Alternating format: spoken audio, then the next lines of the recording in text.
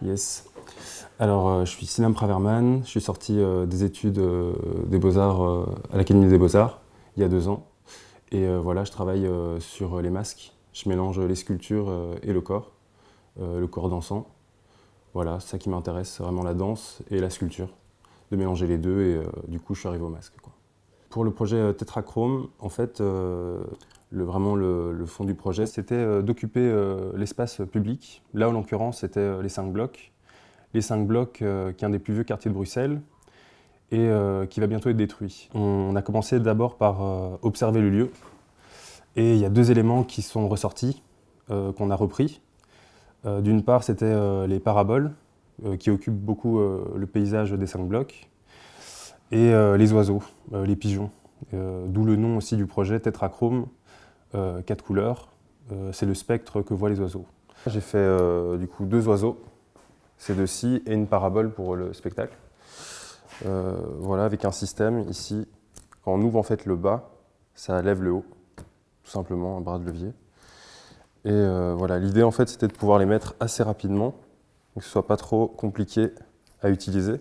Et en fait, après, à un moment donné, j'ai juste fait des oiseaux avec les techniques que j'ai développées à l'école, et en même temps, en essayant de faire des oiseaux assez neutres. Je voulais pas que ce soit vraiment des oiseaux hyper figuratifs, ou qu'il y ait vraiment la couleur, ou vraiment qu'on voit les yeux, qu'on voit les plumes. J'avais envie que ce soit vraiment des images assez particulières, que ce soit un peu surréaliste, un peu dans l'imaginaire du rêve en fait. On ne sait pas trop, on reconnaît, mais c'est pas exactement ça, qu'on soit un peu dans le flou. Quand on porte un masque, voilà, on devient anonyme, on incarne le masque, et du coup, même nos mouvements changent, on bouge en fonction aussi du masque, ça dit complètement autre chose. Et voilà, c'est ça qui est assez intéressant. Et avant, on travaillait sans les masques, et du coup, c'était d'autres chorégraphies, c'était vraiment quelque chose de différent. Et on a dû un peu tout réadapter parce que, ouais, en fait, ça racontait complètement autre chose. Et j'ai essayé tout sur moi. Et là, l'idée, c'était d'arriver à faire des masques réglables. Donc j'ai fait tout un système, là, on peut vraiment régler sur toutes les têtes. Ce qui m'intéresse dans les masques, c'est vraiment la particularité d'être porté et qu'on puisse animer, en fait, la création artistique.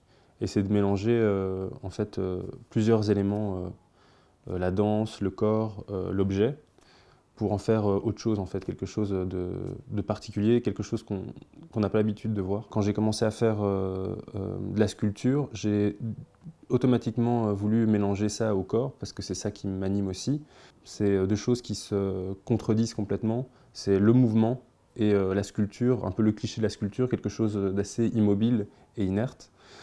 Et donc d'arriver à mélanger 2 choses qui s'opposent. Et donc ça m'a plu.